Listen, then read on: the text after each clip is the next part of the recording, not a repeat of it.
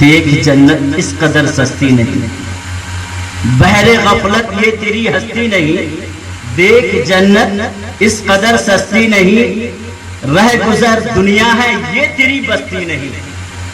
رہ گزر دنیا ہے یہ تیری بستی نہیں، عیش و عشرت اور جاگے عیش و مستی نہیں، ایک دن مرنا ہے آخر موت ہے، کر لے جو کچھ کرنا ہے آخر موت ہے، جاگنا ہے جاگ لے افلاک کے سائے تلے، حشر تک سونا پڑے گا، حشر تک سونا پڑے گا خاک کے سائے تلے، جاگنا ہے جاگ لے، سونا جنگل رات اندھیری چھائی بدلی کالی ہے، سونے والوں جاگتے رہیو چوروں کی رکھوالی ہے، اور زہر دکھائے شہد دکھائے زہر پلائے قاتل ڈائن شوہر کش، اس مردار پہ کیا للچایا دنیا دیکھی بھالی ہے، اس مردار پہ کیا للچایا دنیا دیکھی بھالی ہے، ہر چیز کی پیدائش کا کچھ نہ کچھ مقصد ہے،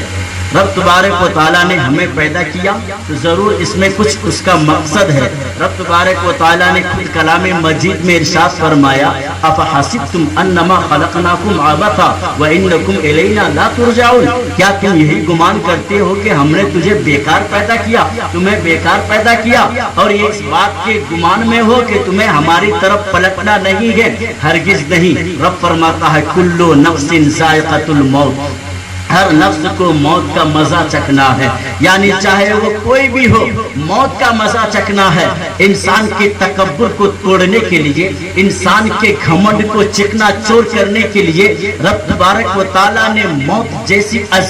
عظیم شے کو پیدا فرمایا، یہ موت ایسی چیز ہے کہ دنیا کی کوئی طاقت اس سے اختلاف نہیں رکھتی ہے، دنیا میں ہزاروں طرح کے انسان بستے ہیں اور ہزاروں طرح کی مخلوقات دنیا میں بس رہی ہے، ہر چیز میں اختلاف تو ہو سکتا ہے، چاند پہ اختلاف، سورج پہ اختلاف، آسمان پہ اختلاف، زمین پہ اختلاف، شجر پہ اختلاف، دریاؤں پہ اختلاف، سمندروں پہ اختلاف، لیکن رب تبارک و تعالیٰ نے اسی دنیا میں ایک ایسی چیز کو پیدا فرمایا جس میں کسی چیز کا اختلاف نہیں ہے، سورج بھی کہتا ہے ہاں ہمیں ختم ہونا ہے، چاند بھی کہتا ہے ہاں ہمیں ختم ہونا ہے، آسمان اپنی توانائی پہ ناز و نخرے کر رہے ہیں، لیکن جب ان سے اگر عالم تصور میں پوچھو اے آسمان تم اتنی بلندی پر ہو کہ تمہاری رسائی تک کوئی نہیں، تم تک کوئی رسائی نہیں کر سکتا، کیا تمہیں ختم ہونا ہے؟ تو وہ بھی کہے گا ہاں ختم ہونا ہے، اس لیے کہ رب نے فرمایا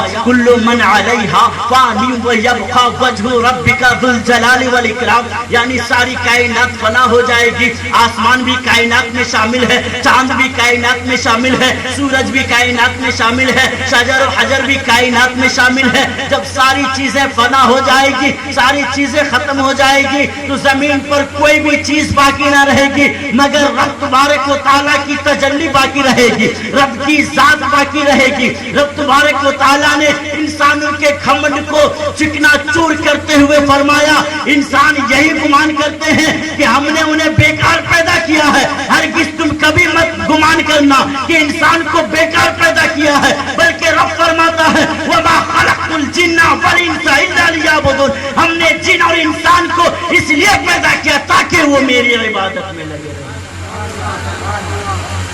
رب تبارک و تعالیٰ نے جن اور انسان کو اس لیے پیدا کیا تاکہ اس کی عبادت کریں، اس کی ریاضت کرے، اس کے احکام پر پابندی کے ساتھ عمل پیرا ہو جائیں۔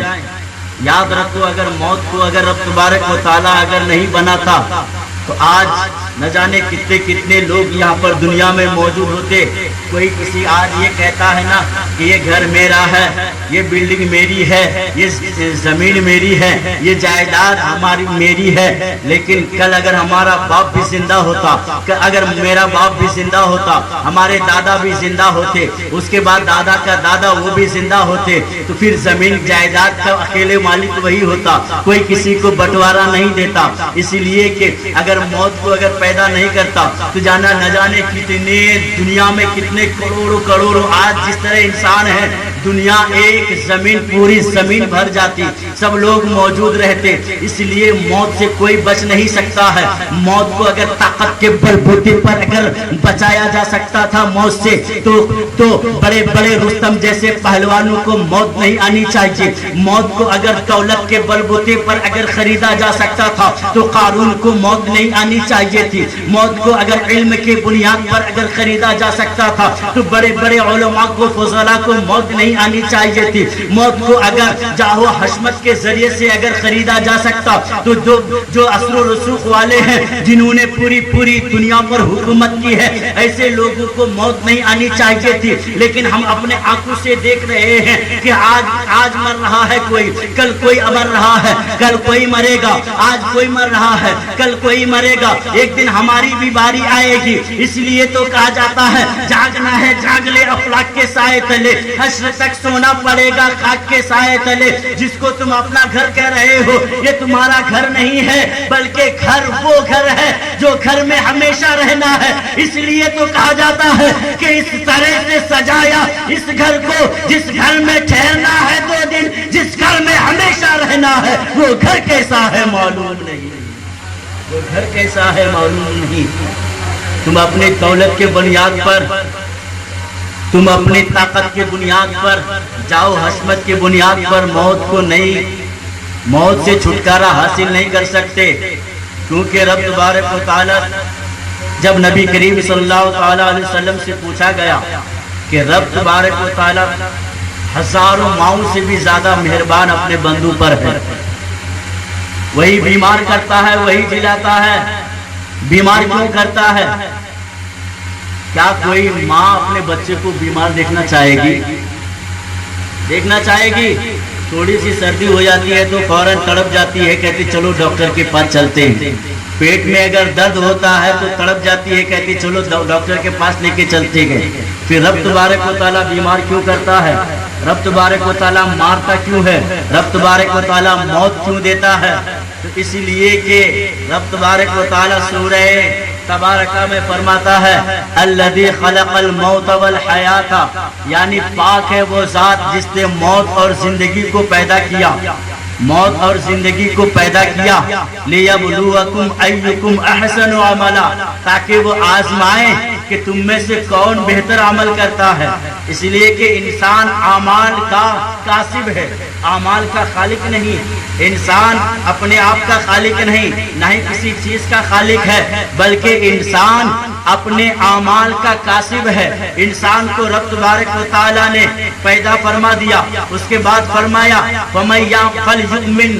شاء فلیؤمن ومن شاء فلیکفر، جو چاہے ایمان لے کر آئے، جو چاہے کفر کرے، جو چاہے کفر اختیار کرے۔ چنانچہ رب تبارک و تعالیٰ نے دونوں چیزوں کو پیدا فرمایا، دونوں چیزیں ہیں ہمارے سامنے میں، ایک طرف برائی ہے، ایک طرف اچھائی ہے، ایک طرف گمراہی ہے، ایک طرف ہدایت ہے، ایک طرف کفر ہے، ایک طرف نور ہے، ایک طرف تاریکی ہے، ایک طرف نور ہے، روشنی ہے۔ تو اب جو چاہے تمہارے اختیار میں ہے۔ کوئی کہتا ہے کہ تمہارا لڑکا، ایک شخص نے مجھ سے کہا کہ میں نے ان سے پوچھا کہ تمہارا لڑکا کیوں نہیں نماز کو آتا ہے، تمہارے بچے نماز کو کیوں نہیں پڑھتے ہیں، کیوں نہیں پڑھتے ہیں، نماز کو کیوں نہیں جاتے ہیں؟ تو اس کا باپ کہتا ہے کیا ہی سہانا جواب ہے، دیکھو جواب دینے کا انداز دیکھو، کہتا ہے دیکھو اللہ تعالیٰ نے ابھی اس کو ہدایت نہیں دی ہے، جب اسے ہدایت دے دے گا، جب اللہ تبارک و تعالیٰ کی طرف سے ہدایت مل جائے گی، تب وہ مسجد کی طرف جائے گا، تب وہ نمازوں کی پابندی کرے گا۔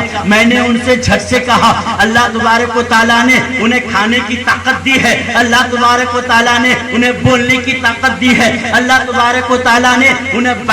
بیٹھ کے مٹر گشتیاں مچانے کو، ودم مچانے کو، دھوم مچانے کو انہیں طاقت دی ہے، اور انہیں مسجد میں جانے کے لیے ہدایت دے گا۔ ارے تم اپنے بچے کو سمجھاتے کیوں نہیں ہو، اپنے گھر والے کو سمجھاتے کیوں نہیں ہو؟ تو انفسکم وعلیکم نارا، یعنی تم پہلے اپنے آپ کو بچاؤ، اپنے گھر والے کو بچاؤ اس آگ سے جس کا اندر انسان اور پتھر ہے۔ تم اپنے گھر والے کو بچا لیجئے، اپنے بچوں کو بچا لیے، اپنے آپ کو بچا لیے، تو سمجھو دنیا میں بھی کامیاب ہوگے، آخرت میں بھی کامیاب ہوگے۔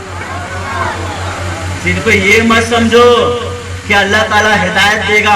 ارے اللہ تعالیٰ کی طرف سے تو ہدایت ہی ہدایت ہے، اللہ تعالیٰ کب گمراہی کا حکم دیتا ہے؟ اللہ تعالیٰ کی طرف سے ہدایت ہی ہدایت ہے کہ تم ہدایت کا راستہ اختیار کر کے دیکھو، کتنا مزہ ملے گا۔ اہدنا الصراط المستقیم پڑھ کے تو دیکھو، عمل کر کے تو دیکھو۔ چنانچہ رب تبارک و تعالیٰ نے جب موت کو پیدا کیا، اب مرنا ہے تو مرنے سے پہلے کچھ تیاریاں بھی کرنی ہے کہ نہیں؟ آپ جس گھر میں رہتے ہیں اس گھر میں ہر طرح کے ڈیکوریشن، اس کو اچھے قالین اور نہ جانے ایسی، اور آج کل کے حساب سے تو لاکھوں کروڑوں روپے خرچ کر دیتے ہیں ایک گھر میں، لیکن جس گھر میں ہمیشہ رہنا ہے اس کے لیے پھوٹی کوڑی بھی لے کے نہیں جاتے، پھوٹی کوڑی بھی نہیں۔ 1 کروڑ روپے بنگلہ بنانے کے لیے خرچ کر دیا، لیکن آپ نے جانا ہے جو آپ کا گھر نہیں، آپ نے بنایا دوسرے کے لیے، کیونکہ آپ کو دنیا میں زندگی بھر جتنی زندگی اتنے ہی دن رہنا ہے، ہمیشہ تو نہیں رہنا ہے، لیکن ہمیشہ جس گھر میں رہنا ہے اس گھر کی تیاری۔ لوگ اپنی اولاد کو بڑھاوا دینے کے لیے، اپنی اولاد کی ناجائز خواہشوں کی تکمیل کے لیے اپنی پوری زندگی کو گوا دیتے ہیں، لیکن اپنی عاقبت کی، آخرت کی فکر تک نہیں کرتے کہ ہمیں مرنا ہے، بھول جاتے ہیں، جبکہ وہ روز آئے دن دیکھتے ہیں کہ انہی ہاتھوں نے ہمارے باپ کو دفنایا، انہی ہاتھوں نے ہمارے دادا کو دفنایا، انہی ہاتھوں نے